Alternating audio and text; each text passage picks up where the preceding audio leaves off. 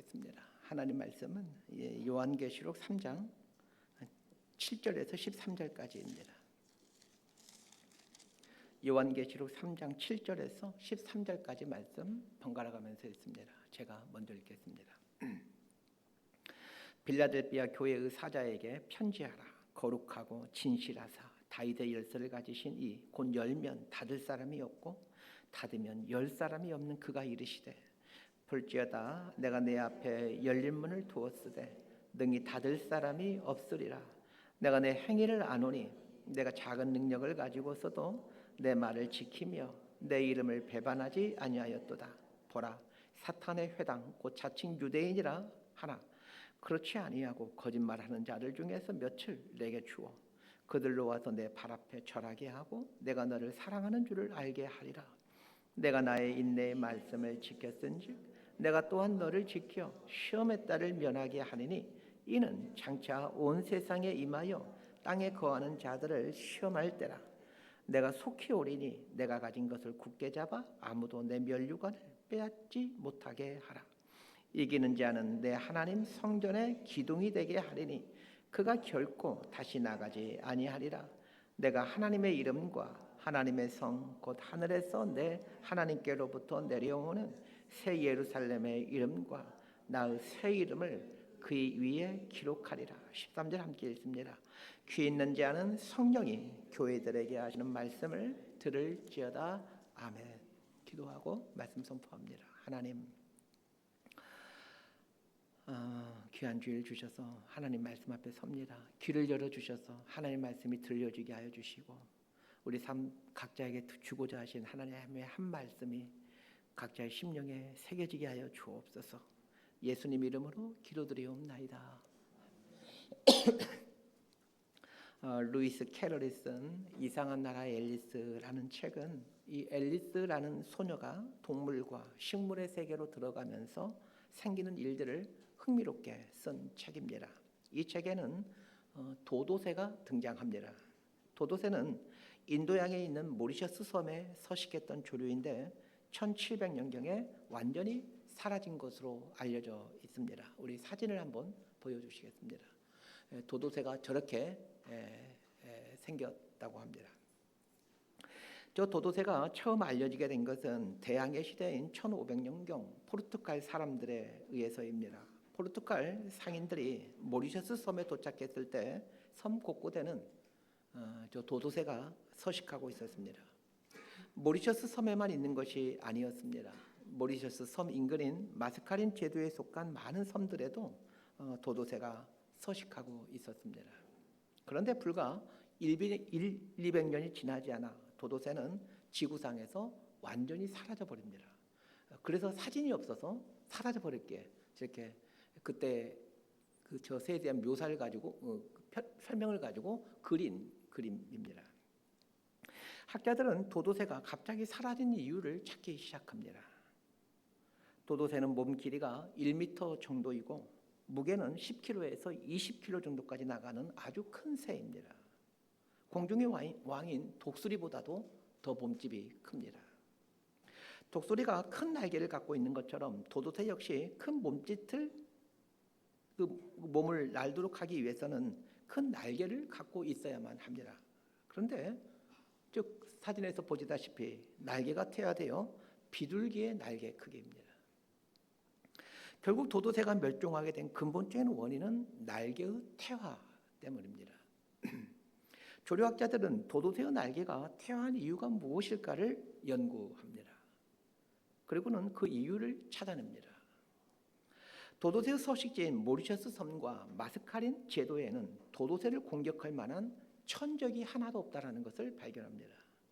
두 번째 이유가 있습니다. 섬 곳곳에 도도새의 먹이가 될 만한 것들이 가득 차 있다는 것입니다. 먹이가 충분치 못하면 먹이를 찾기 위해 날개를 자주 사용할 텐데 먹이가 너무나도 충분하다 보니 날개를 쓸 일이 없는 것입니다. 이런 이유로 날개가 퇴화되어 가고 있던 어느 날 포르투갈인들이 섬에 도착하였고 날 수 없는 상태였기에 사람들에게 금방 포획됩니다. 포르투갈 사람들이 섬에 도착했을 때 도도새는 날아서 도망할 생각을 하지 않고 사람들을 멍하니 쳐다볼 뿐이었습니다. 그래서 포르투갈 선원들이 바보, 멍청이라는 뜻의 도도라고 부르게 되었고 그때부터 도도새가 된 것입니다. 모리셔스 섬과 마스카렌 제도의 천하무적이었던 이 도도새가 갑자기 바보, 멍청이가 된 이유가 무엇입니까? 천적이 없는 것, 그리고 먹을 것이 풍부함으로 날개가 퇴화되었기 때문입니다. 그런데 잘 생각해 봅시다. 우리가 간절히 원하는 최적의 환경이 이 도도새가 갖고 있던 환경입니다. 괴롭히거나 공격하는 어떤 위험이 없는 가장 안전한 환경, 그리고 먹을 것이 천지에 널려 있는 풍요로운 환경이 우리가 원하는 환경입니다. 그리고 어쩌면 우리는 이런 환경을 갖게 해달라고 기도하고 있는지도 모르겠습니다. 그런데 우리가 원하는 이 유토피아 같은 환경이 우리를 멸망에 이르게 한다는 것을 기억해야 됩니다. 이것은 도도새만 망하게 한 이유가 아니라 사람이 망하는 이유가 되고 교회나 국가가 망하는 이유가 되기도 합니다. 도도새의 멸종 이야기는 교회와 신자들에게 귀중한 교훈을 줍니다. 교회에 있어서 포식자란 고난이나 환난입니다. 고난과 환난이 교회를 무너뜨리는 것 같지만 사실은 고난이나 환난은 교회를 무너뜨리지를 못합니다. 지난 2000년 기독교 역사가 수도 없이 이걸 증명해 주고 있습니다. 반면에 교회가 망하게 되는 때를 봤더니 하나같이 고난이 없는 상태, 환난이 없는 상태에서 교회들이 무너지더라는 것입니다. 개인도 마찬가지입니다. 그래서 이걸 깨달은 신자라면 고난과 환난 그리고 가난을 불평하지 않습니다. 사람이 사람답게 되고 교회가 교회답게 되는 비결이 고난과 환난 그리고 가난이라는 것을 알기 때문입니다. 고난과 환난이 없게 해달라고 기도하지 않게 되기를 바랍니다. 고난과 환난 앞에서 견뎌냄으로 성숙해지고 온전해지게 해달라고 기도할 수 있게 되기를 바랍니다. 오늘은 우리 교회가 창립된 지 16주년이 되는 주일입니다. 교회 창립한 초기 몇 년 동안은 교회 창립 기념 주일이 다가오면 내년에도 교회가 생존해 있을까 이런 생각이 들곤 했는데 10여 년이 넘어서면서는 그런 생각은 들지 않고 우리 교회는 어떤 교회가 되어야 하는가라는 질문들이 본능적으로 생겼습니다. 이번에도 창립 기념주일이 다가오자 그 생각이 들어 하나님께 물었습니다. 하나님, 우리 교회가 어떤 교회가 되기를 원하십니까? 설교 중에 최근에 경험한 두 교회에 대한 이야기를 할 겁니다. 경험하게 된 두 교회를 통해 하나님께서 저에게 예수 그린 교회는 이런 교회가 되어라 라는 말씀을 들려주시는 것 같았습니다. 하나님께 또 물었습니다. 하나님, 16주년 창립 기념 감사 예배에서 어느 본문을 갖고 설교하기를 원하십니까? 그러자 최근에 한 세미나에서 요한계시록을 공부하게 되었는데 그때 배운 교회 하나가 생각이 났습니다. 그 교회가 오늘 본문의 이 빌라델비아 교회입니다.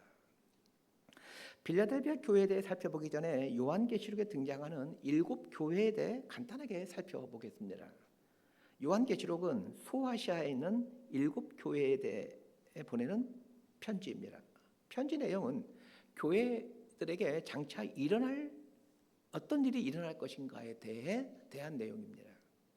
요한계시록의 수신자인 7교회는 소아시아에 있는 교회들인데 이 소아시아란 지금의 터키의 서남부 지역을 말합니다. 유럽과 아주 가까이에 있는 그런 곳이죠. 하나님께서 7교회에게 말씀을 주시는데 7교회 중 라오디게아 교회는 책망하는 말씀만 하시고 서머나 교회와 빌라델비아 교회는 칭찬의 말씀만 하시고 나머지 4개 교회는 칭찬의 말씀, 책망의 말씀이 섞여 있습니다. 간단하게 말하면 7교회 중 가장 모범적인 교회는 서머나 교회와 빌라델비아 교회 2개이고 가장 모범되지 못한 교회는 라오디게아 교회이고 나머지 4개 교회는 그럭저럭한 보통의 교회이다. 이렇게 간단하게 정리하면 될 것 같습니다. 우리 교회가 하나님께 칭찬받는 교회, 모범적인 교회가 되었으면 좋겠습니까? 아니면 책망받는 교회가 되었으면 좋겠습니까? 예수 그린 교회 성도들이라면 우리 교회가 칭찬받는 모범적인 교회가 되기를 원하실 것입니다. 그러면 어떻게 해야 칭찬받는 모범적인 교회가 될까요? 오늘 설교 잘 들으시면서 하나님께 칭찬받는 모범적인 교회가 되는 그 비결을 배워갔으면 합니다. 요한계시록에 나오는 7교회가 중요한 이유는 이 7교회는 지상의 교회들을 대표하고 있기 때문입니다. 쉽게 말하면 요한계시록의 7교회는 이 땅에 존재하는 모든 교회들의 샘플이 됩니다. 7교회를 보게 되면 교회가 어떤 모습을 가질 때 칭찬을 받게 되는지, 어떤 모습을 가질 때 책망을 받게 되는지를 말해줍니다. 좋은 교회와 좋지 않는 교회의 기준이 이 7교회에 대한 칭찬과 책망입니다. 성경이 말하는 좋은 교회와 좋지 않는 교회의 기준을 다루기 전에 신자들은 무엇을 기준으로 좋은 교회와 좋지 않는 교회를 판단할까요? 질문이 어려우시다라면 이렇게 바꿔보면 좋을 것 같습니다. 신자마다 좋은 교회를 다니려고 하실 텐데 나는 어떤 기준을 갖고 교회를 선택하느냐를 보시기를 바랍니다. 모든 신자들이 그렇게 생각하는 것은 아니겠지만 대체적으로 신자들에게 좋은 교회란 교회 규모도 어느 정도 되고 목사님의 설교도 은혜스럽고 교회 학교도 잘 조직되어 있고 여러 가지 편의시설도 잘 되어 있는 교회를 좋은 교회라고 생각하는 것 같습니다. 저도 일반 신자라면 교회를 선택할 때 이런 걸 기준으로 삼을 것 같습니다. 그러나 하나님도 그렇게 생각하실까요? 하나님이 생각하시는 좋은 교회와 신자들이 생각하는 좋은 교회는 사실 많은 차이가 납니다. 빌라델비아 교회가 칭찬만 받은 좋은 교회인데 이 빌라델비아 교회가 어떤 교회인지를 알기 전에 이 빌라델비아라는 곳이 어떤 곳인지를 보겠습니다. 빌라델비아라는 이름이 참 아름다운 이름입니다. 미국 동부에 가면 필라델피아라는 곳이 있는데 이 필라델피아라는 이름이 빌라델비아와 같은 이름입니다. 빌라델비아라는 말은 필레오라는 말과 아델포스라는 말의 합성어입니다. 필레오라는 말은 사랑이라는 뜻이고 아델포스는 형제라는 뜻이니 필라델비아라는 말은 형제 사랑이라는 뜻입니다. 이 지역의 이름이 빌라델비아라고 지어지게 된 그 배경이 있습니다. 기원전 2세기에 소아시아 지역을 다스리던 아탈루스 2세가 자신의 형인 에우메데스 2세와 그 우애가 아주 지극했는데 에우메데스 2세를 기념하여 도시 이름을 짓습니다. 그 이름이 빌라델비아입니다.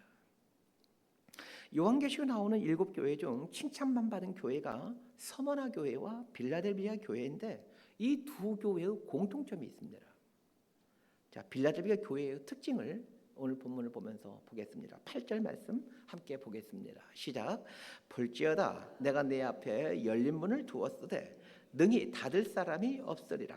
내가 내 행위를 아노니 내가 작은 능력을 가지고서도 내 말을 지키며 내 이름을 배반하지 아니하였도다. 빌라델비아 교회에 대한 첫 번째 설명이 작은 능력을 가졌다입니다. 우리 생각으로는 많은 능력을 가진 것이 좋은 것이고 작은 능력을 가진 것은 별로 좋지 않은 것 같은데 하나님은 이 빌라델비아 교회를 칭찬하시면서 가장 먼저 하신 말씀이 작은 능력을 가졌다라고 말씀하십니다. 작은 능력을 가졌다라는 말은 세 가지로 해석할 수 있습니다. 첫 번째는 교인들 숫자가 다른 6교회에 비해 현저하게 적었다라는 뜻입니다. 즉 빌라델비아 교회는 소아시아에 있는 7교회 중 교회 규모가 가장 적은 교회였습니다. 작은 능력을 가졌다라는 말의 두 번째 의미는 빌라델비아 교회의 성도들이 소아시아에 있는 다른 6개 교회에 비해 가난했다라는 뜻입니다. 즉 경제력이 약했다라는 말입니다. 작은 능력을 가졌다라는 말의 세 번째 의미는 사회적 영향력이 약했다라는 뜻입니다. 빌라델비아 교회의 특징을 간단하게 정리하면 성도 숫자가 많지 않았는데 그 성도들이 대체적으로 가난했고 그리고 성도들이 사회적 지위가 낮은 분들이었다라고 정리할 수 있습니다. 자, 묻습니다. 교회 규모가 작고 성도들이 가난하고 성도들이 사회적으로 낮은 신분에 있는 것이 칭찬할 만한 일입니까? 오늘날 신자들의 기준으로 보면 빌라델비아 교회는 좋은 교회가 아닙니다. 교회 규모도 작지, 성도들도 가난하지, 사회적 지위가 낮은 성도들로 구성된 교회입니다. 그런데 하나님은 이런 빌라델비아 교회를 작은 능력을 가졌다며 칭찬하시더라는 것입니다. 빌라델비아 교회를 묵상하면서 감사가 생겼습니다. 우리 교회도 하나님께 칭찬받을 만한 조건을 가지고 있구나라는 생각이 들었기 때문입니다. 교회 규모도 작지, 성도들도 대체적으로 가난하지, 사회적으로 높은 지위에 있는 분들도 없는 걸로 알고 있습니다. 혹시 제가 잘못 알고 있을지 모르니까 목사님, 저희 집은 상당한 부자이고 저 엄청 높은 사람입니다. 혹시 이러신 분 있으면 좀 알려주시길 바랍니다. 빌라델비아 지역에 중요한 특징이 있습니다. 이 지역은 지진으로 아주 유명한 곳입니다. 기원 후 17년, 그러니까 예수님께서 이 땅에 청소년으로 계실 때에 빌라델비아 지역에 대지진이 일어납니다.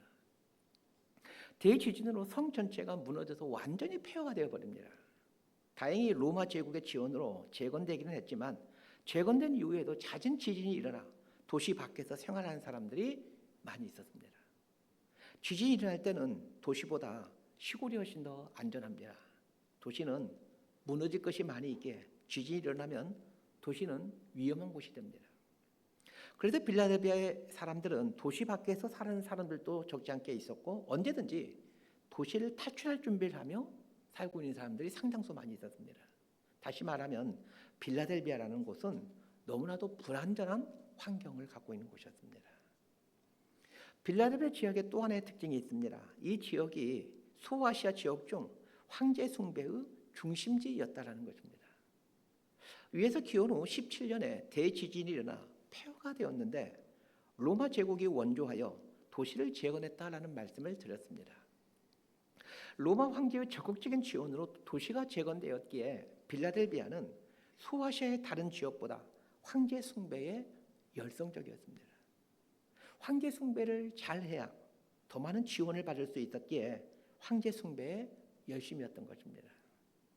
신자 입장에서 이 빌라델비아라는 지역을 생각하면 경제적으로도 어렵게 살 수밖에 없는 곳이었고 영적으로도 아주 황폐한 곳이니 결코 신앙생활하기에 좋은 곳이 아니었습니다. 그런데 칭찬만 받았던 서머나 교회도 이 빌라델비아 교회 상황과 너무나 흡사하더라는 것입니다. 자, 서머나 교회 상황을 말해주는 성경 말씀이 요한계시록 2장 9절입니다. 우리 함께 읽도록 합니다. 시작. 내가 내 환난과 궁핍을 알거니와 실상은 내가 부요한 자 아니라 자칭 유대인이라 하는 자들의 비방도 알거니와 실상은 유대인이 아니요 사탄의 회당이라. 서머나 교회 상황도 빌라델비아 교회의 상황과 너무나도 흡사합니다. 환난과 궁핍이라는 단어가 이 서머나 교회의 상황을 가장 잘 설명해 주는 단어들입니다. 그런데 환난과 궁핍의 상황에 있었던 서머나 교회와 이 빌라델비아의 교회만이 칭찬만 받는 교회가 되더라는 것입니다. 서머나 교회와 빌라델비아 교회의 또 하나의 공통점이 있습니다.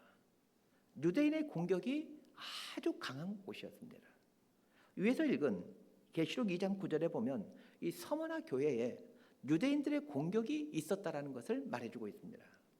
2장 9절 하반절에서 유대인이라 하는 자들의 비방도 알거니와 실상은 유대인이 아니요 사탄의 회당이라 이렇게 말하고 있습니다. 유대인들의 공격이 이 서머나 교회한테 얼마나 무섭게 공격했던지 유대인들이 모이는 회당을 사탄의 회당이라고 표현하십니다. 그런데 빌라델비아 교회도 보게 되면 3장 9절에서 이렇게 말하고 있습니다.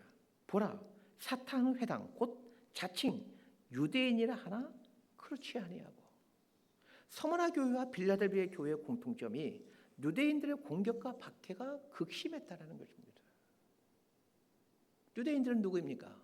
하나님을 잘 믿고 있는 사람들 아닙니까? 이렇게 유일하게 칭찬만 받았던 두 교회인 서머나 교회와 빌라델비아 교회는 판박이처럼 그 환경이 비슷했습니다.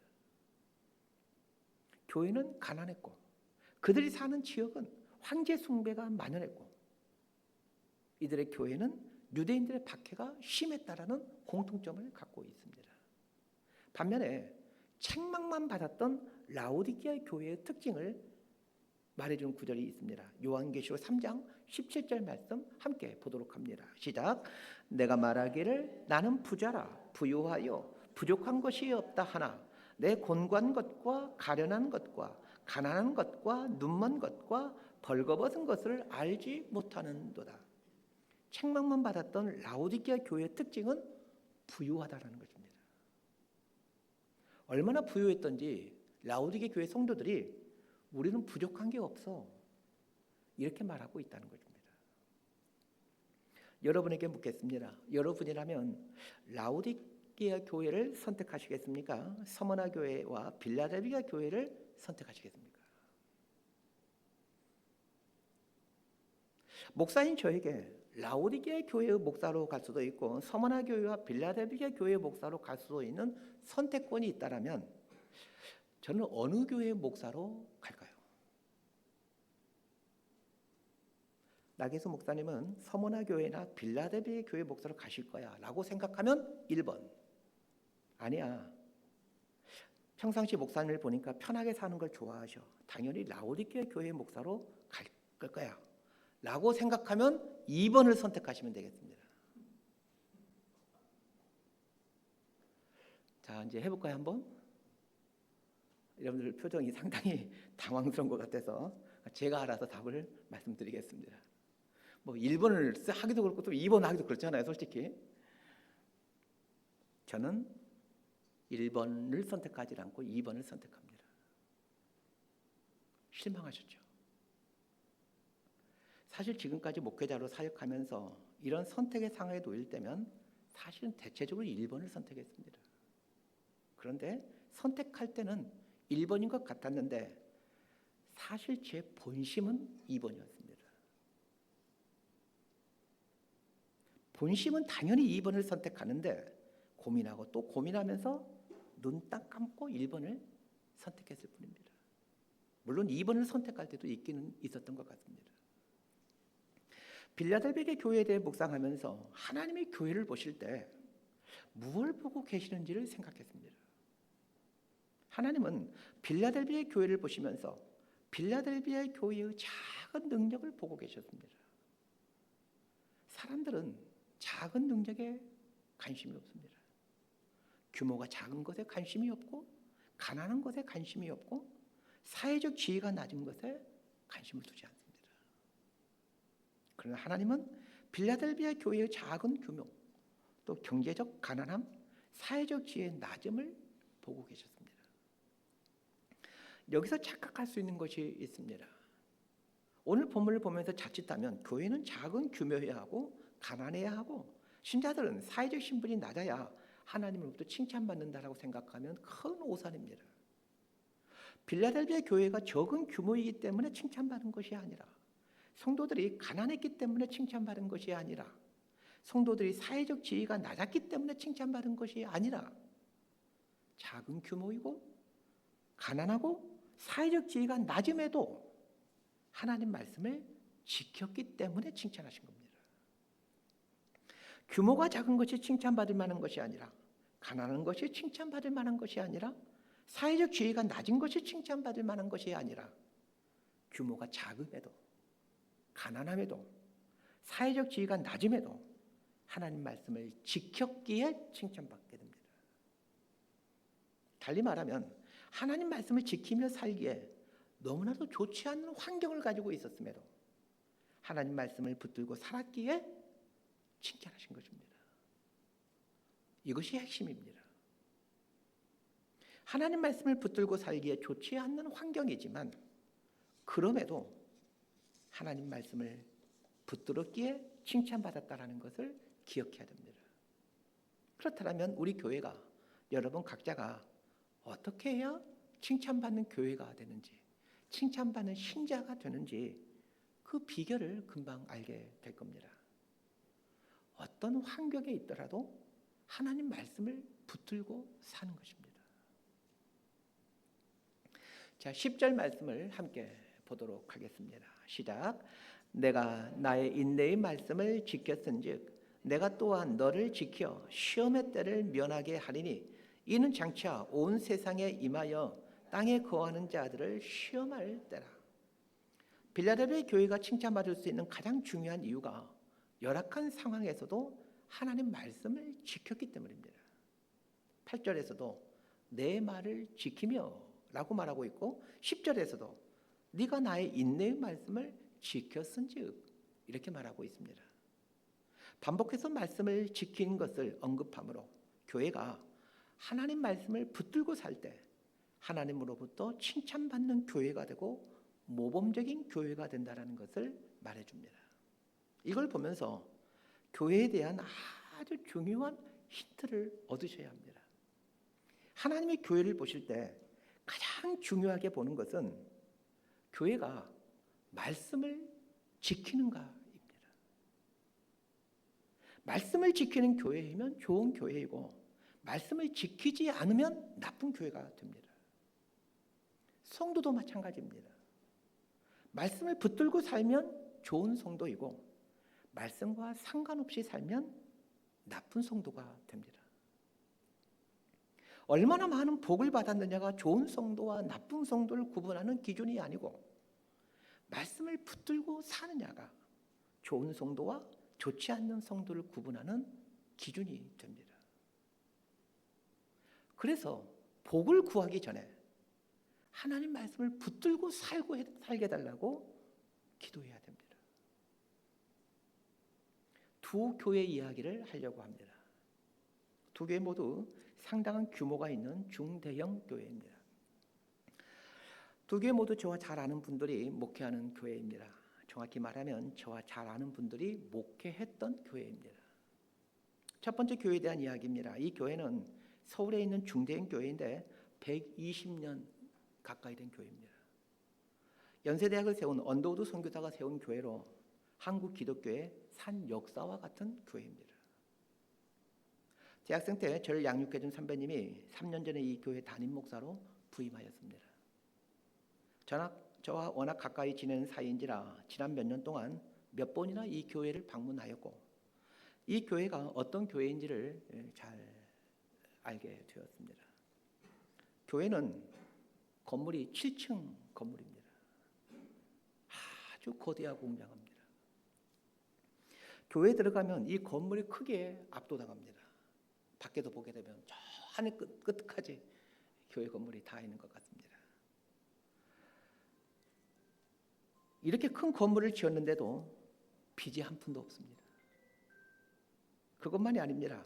120년이라는 오랜 역사에 걸맞게 교회가 소유한 부동산들도 적지 않게 있는데 그 값이 수천억 원에 이릅니다. 그것뿐만이 아닙니다. 그 지역의 국회의원도 이 교회에 출석합니다. 한국 기독교에 갈목할 만한 업적을 남긴 언더우드 선교사가 세운 교회이고 이 교회에서 사역했던 목사님 중에는 목사들이라면 누구나 알만한 존경받는 목사님이 목회했던 교회이기도 합니다. 한국 교회의 상징적인 교회입니다. 이 교회를 방문할 때마다 저를 양육해 주었던 그 선배 목사님은 어려움과 답답함을 토로하곤 했습니다. 올 초에 만났을 때는 사임을 해야 될지 말아야 할지 심각하게 고민하고 있다라고 말씀하면서 기도해 줄 것을 부탁했습니다. 이 기도 부탁을 받고 한동안 그 교회와 선배 목사님을 위해 기도했습니다. 지난 5월 달에 이 교회 목사님은 교회를 자진 사임했습니다. 사임을 한 후 그 선배 목사님은 저에게 한 통의 메일을 보내왔습니다. 그 메일 내용을 읽어드리겠습니다. 3년여간 온몸과 마음을 던져 목양했던 교회를 떠나며 한국전통교회가 마주한 거버넌스의 파산과 구조적 한계를 절감했구나. 이 거버넌스란 교회 운영 방식, 운영 시스템, 당이라든지 재직회, 공동회 이런 것들 다 총괄하는 의미가 거버넌스라는 세상에서는 지배구조라는 뜻으로 사용되죠. 내가 겪은 본질적인 거버넌스의 문제를 몇 가지로 정돈하여 정리해 보자면, 첫째, 말씀보다 실체 없는 전통을 우상화했다. 교회의 모든 행정과 의사결정의 최상위의 권위는 살아계신 하나님의 말씀이어야 하는데, 전통 교회는 오랜 세월 굳어진 자신들만의 관습과 전통을 말씀 위에 두고 있더라. 본질적인 복음의 역동성은 거세당하고 낡은 껍데기만 사수하려는 관료주의적 맹목상 앞에 목회적 주권은 설 자리가 없더구나. 둘째는 사명보다 직분 우선의 카르텔이 작동했구나. 직분은 교회를 섬기라고 주신 은사이자 사명이어야 하거늘, 그들에게 장로라는 직분은 기득권을 지키기 위한 사적 계급장으로 여겨졌다. 하나님 나라에 거명된 사명보다 자신들의 라인과 직분의 안위가 최우선 과제였기에 구조를 개혁하려는 모든 영적 시도는 그들의 카르텔을 위협하는 공격으로 치부당해야만 했다. 셋째, 교회론이 제대로 정립되지 않았더구나. 제대로 배우지 않는 교회론으로 인하여 양떼를 돌보는 영적 지도자가 아니라 자신들의 사적 세력을 대변하는 사람들이 적지 않이 있었다. 교회의 공적 시스템을 무너뜨린 채 확인되지 않은 요청들을 민심의 외피를 둘러쓰고 목사를 끊임없이 압박하는 구조구나. 넷째, 영적 변화를 거부하는 보호 목회, 신방 중심의 정체에 갇혀 있었다. 말씀과 양육을 통해 성도들을 영적으로 변화시키고 군사로 키워내기보다는 비위를 맞추고 위로만 건네는 신방 중심의 보호 목회를 여전히 바라고 있었다. 이러한 상황 속에서 정말 숨이 막혔고 제정신을 유지하며 정상적인 목회를 해내기란 불가능함을 절감했구나. 복음의 본질인 영적 자유와 생명력을 전통이라는 단단하고 고장난 틀로 바꿔버린 교회를 보며 깊은 탄식이 흘러나왔다. 이토록 영적으로 낙후되고 시스템이 후진 교회에 젊은 세대들이 올 리가 만무하다는 엄중한 현실을 똑똑히 목도했다. 많이 아프고 슬프고 괴로운 시간 속에서도 목사를 신뢰하고 따르던 눈물 어린 양떼를 생각하며 끝까지 버티려 몸부림쳤지만, 교회를 자신들의 놀이터, 사유지로 여기며 양떼가 아닌 목장주를 자처하는 토박이 중직자들의 거센 공격 앞에 마지막 목양적 책임마저 지키지를 못했다. 늘 건강하고 평강하기를 바란다. 사랑하고 축복한다. 50대 중후반의 목회자가 불명예스럽게 사임하면 다음 사역지를 찾기가 쉽지 않는 현실에서 안정된 목회지를 사임하는 것은 목사로서 스스로에게 사형 선고를 내린 거나 다름없습니다. 이 불명예를 안고 그 나이에 어디에 가서 목회를 할 수 있겠습니까? 하나님의 부르심으로 알고 수십 년을 목사로 살아왔는데 자기 스스로에게 목사 사형 선고를 결정할 때는 그 내적인 고통이 이루 표현할 수 없었을 것입니다. 서울 도심의 7층 높이의 그 웅장한 건물을 갖고 수천 원의 자산을 유지하며 지역 국회의원이 출석하는 교회이지만, 그러하게 많은 목회자들에게 부러움받는 교회이기에 이 선배님의 깊은 고통 속에서 흘러나온 탄식은 여러분들에게 적지 않은 충격이 되었을 겁니다. 그러나 저에게는 조금 더 충격적인 일이 아닙니다. 왜냐하면 대부분의 교회가 이렇다는 것을 저는 잘 알고 있기 때문입니다. 그리고 오래전부터 교회의 이 부끄러운 실상을 통감하고 수많은 목회자들에게 교회가 이대로 가다가는 망한다라는 것을 끊임없이 외치며 살아왔기에 사실 저에게는 조금의 충격도 되지 않습니다. 이제 다른 교회 이야기를 해보려고 합니다. 지난 주간에 수년 전부터 저희 교회 새벽 예배 출석하는 한 원로 목사님 부부와 함께 식사를 하였습니다. 이 원로 목사님은 작년인지 재작년인지 저희 교회 주일 예배 설교도 제가 부탁해서 하셨기에 성도님들 대부분이 아마 얼굴을 알고 있을 겁니다. 그 원로 목사님 부부는 저희 부부에게 점심을 대접한 후 당신이 사역하던 교회에 가서 차를 마시자고 하셨습니다. 그래서 그 원로 목사님이 사역하시던 교회에 가서 차를 마시며 이런저런 이야기를 하게 되었습니다. 그 교회는 워낙 모범적인 교회로 소문이 나 있기에 교회 이름을 밝혀도 될 것 같습니다. 향상교회라는 고신실 교회입니다. 이 교회가 유명한 것은 이 건강한 모습으로 교회의 분립을 실천해오고 있기 때문입니다. 현재까지 이 교회는 세 교회를 분립 개척했습니다. 몇 주 전에도 500여 명의 성도들을 분립시켜 교회 하나를 세웠습니다. 원로 목사님께서 당신이 교회 분립을 교회의 중요한 정신으로 삼게 된 배경을 말씀해 주셨습니다. 1988년도에 잠실에 있는 교회의 담임 목사로 이분이 사역하실 때 영국에 가서 영국 교회를 탐방하게 한 일이 있었답니다. 한 영국 교회에 갔더니 예배당이 웅장하고 아주 거대하더랍니다. 그런데 성도는 30여 명이더랍니다. 그 교회만 그런 것이 아니라 영국에 있는 상당수의 교회가 건물은 웅장하고 거대한데 성도들이 거의 없는 상황이더랍니다. 이 모습을 보면서 이분이 큰 충격을 받습니다. 그리고는 머지않아 우리 한국 교회가 이런 모습이 되겠구나 생각하고는 한국으로 돌아온 후 당신께서 담임 목회하던 교회에서 당신이 분립하여 나오십니다. 부목사님에게 교회를 맡기고 본인이 분립 개척을 한 것이죠.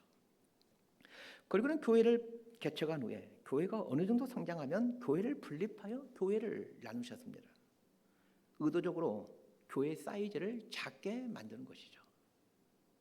원로 목사님께서 이런 말씀을 하셨습니다. 1988년 영국을 방문하기 전까지는 당신 역시 큰 교회를 이루어 유명한 목사가 되는 것이 자신의 꿈이었다라고 말씀하셨습니다. 큰 교회를 이루어 유명한 목사가 되기 위하여 신학교에 갔다라고 말씀하셨습니다.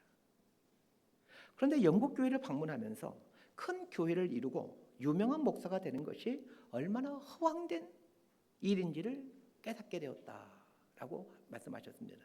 중요한 것은 깨달음에서 멈추지 않고 그 깨달은 것을 실천하셨다는 것입니다. 최근에 겪었던 이 두 교회는 교회가 무엇인가에 대한 질문을 하게 합니다. 첫 번째로 다른 서울에 있는 언더우드 선교사가 세웠던 그 교회가 놓치고 있는 것이 무엇입니까? 교회가 커지면서 하나님의 말씀을 놓쳐버렸습니다.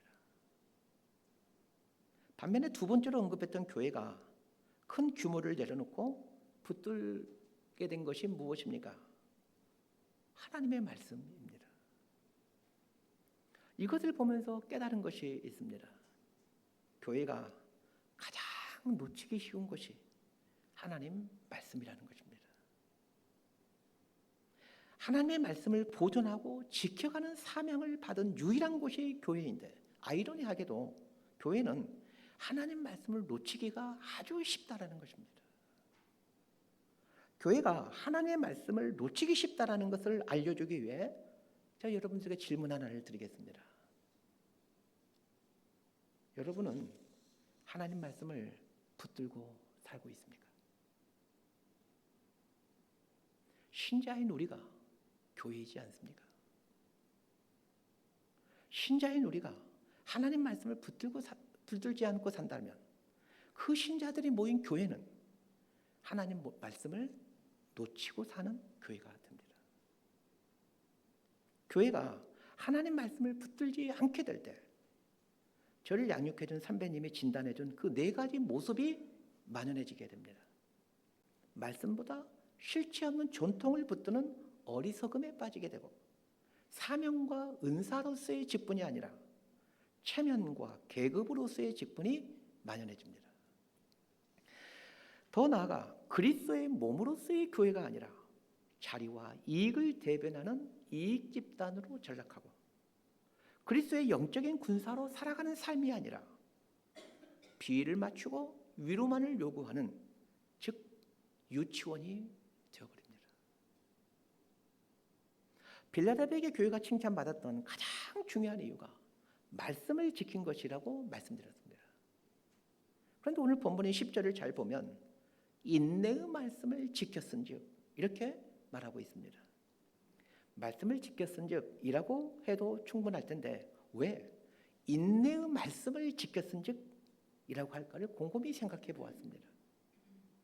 인내의 말씀을 지켰다라는 말을 풀이하면 말씀으로 인내했다, 말씀으로 버티었다 라고 풀이할 수 있습니다.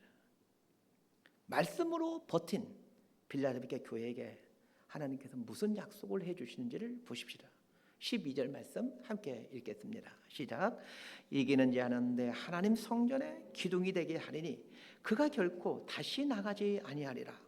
내가 하나님의 이름과 하나님의 성 곧 하늘에서 내 하나님으로부터 내려오는 새 예루살렘의 이름과 나의 새 이름을 그의 위에 기록하리라. 하나님께서 빌라델비아 교회를 하나님 성전의 기둥으로 삼으시겠다라고 말씀하십니다. 하나님 성전의 기둥으로 삼겠다라는 말은 빌라델비아 교회를 통해 하나님의 백성들이 그 안에서 안전하게 머물도록 하겠다라는 말입니다.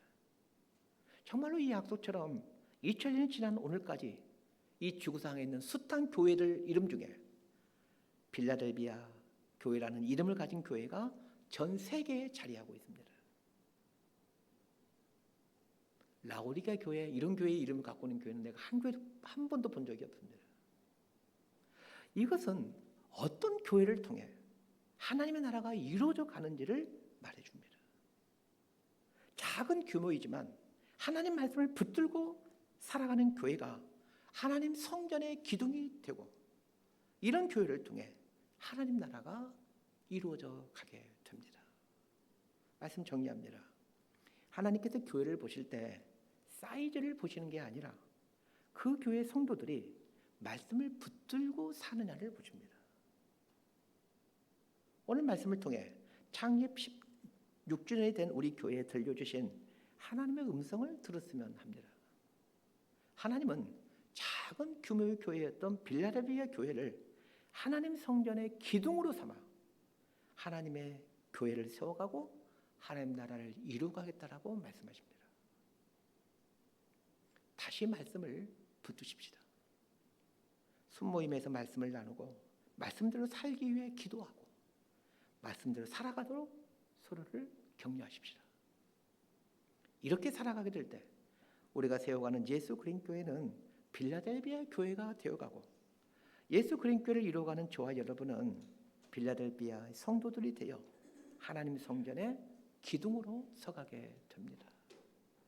이 땅의 것들은 결국에 다 무너집니다. 빌라델비아에 일어났던 지진으로 그 모든 것들이 다 무너졌듯 어차피 이 땅의 것들은 다 무너집니다. 영원한 것은 오직 하나님 나라밖에는 없습니다. 무너지지 않을 영원한 하나님 나라의 기둥으로 살아가는 저와 여러분이 되기를 진심으로 소망하고 축복합니다. 기도하겠습니다. 하나님 아버지, 지난 16년을 지켜주시고 인도해 주셔서 감사드립니다. 우리 교회가 빌라델비아 교회처럼 작은 능력을 가진 교회이지만 빌라델비아 교회처럼 하나님 말씀을 굳게 지키는 교회가 되기를 결단합니다. 말씀을 붙들고 버티는 교회가 되기를 원합니다. 이렇게 살아갈 때 우리 교회와 성도들이 하나님 성전의 기둥으로 세움받게 된다는 것을 알게 됩니다. 우리 모두 이렇게 살아가는 복을 누려갈 수 있도록 은총을 베풀어 주옵소서. 예수님 이름으로 기도드리옵나이다.